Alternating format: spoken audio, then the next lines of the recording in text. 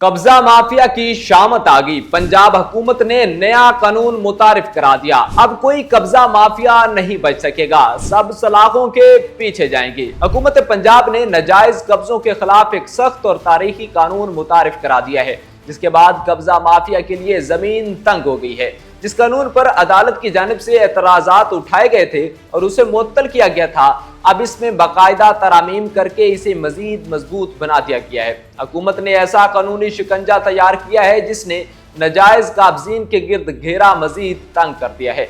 पहले कायम की गई डिस्प्यूट रिजोल्वेशन कमेटियों ने सिर्फ एक माह के अंदर तकरीबन 3,500 अफराद की जमीनें वागुजार करवाई थी, लेकिन अदालती मुअत्तली के बाद कानून में जरूरी तरामीम की गई। अब नाजायज कब्जा बाकायदा फौजदारी जुर्म करार दे दिया गया है। न सिर्फ कब्जा करना बल्कि कब्जे की कोशिश करना भी जुर्म होगा।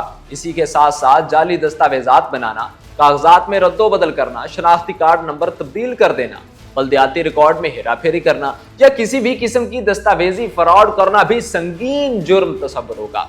इस जुर्म में मुआवनत करने वाला भी बराबर का शरीक समझा जाएगा, चाहे वो किसी की सिफारिश पर आया हो, सुपारी लेकर आया हो या किसी भी तरह मदद फराहम की हो।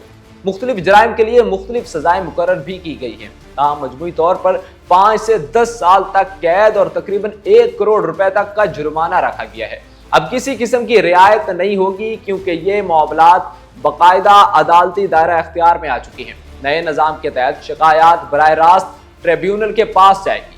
पहले शिकायत डिस्प्यूट रिजोल्वेशन कमेटी को जाती थी, लेकिन अब एक बाकायदा ट्रिब्यूनल तश्कील दिया गया है जो केस को स्क्रूटनी कमेटी को भेजेगा। इस कमेटी में डीपीओ, डीसी और एडीसी समेत आला अफसरान जो है वो शामिल होंगे, जो 30 दिन के अंदर मुकम्मल जांच पड़ताल के पाबंद होंगे। कमेटी अपनी रिपोर्ट दोबारा ट्रिब्यूनल को देगी और ट्रिब्यूनल, जिसकी सरबराही एडिशनल सेशन जज करेंगे, 30 दिन के अंदर फैसला सुनाने का पाबंद होगा। समाअत रोजाना की बुनियाद पर होगी और किसी सूरत ताखीर बर्दाश्त नहीं की जाएगी।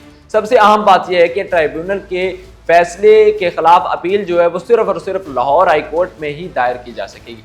अगर ट्रिब्यूनल गिरफ्तारी का हुक्म दे दे तो जमानत भी सिर्फ लाहौर हाई कोर्ट से ही मुमकिन होगी, किसी निचली अदालत से बिल्कुल आपको जमानत नहीं मिलेगी। एक और अहम और बड़ा कदम ये उठाया गया है कि झूठी दरखास्तें देने वालों के खिलाफ भी सख्त कार्रवाई होगी। अगर कोई शख्स किसी को बदनाम करने या हिरासा करने के लिए झूठी शिकायत दर्ज कराएगा तो उसे भी 5 साल तक कैद और तकरीबन 5 लाख रुपए जुर्माने का सामना करना पड़ेगा। इस इक़दाम का मकसद ट्रिब्यूनल और कमेटियों का कीमती वक्त ज़ाया होने से बचाना और निज़ाम को शफाफ बनाना है।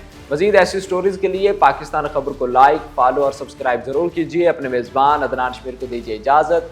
अल्लाह निगहबान।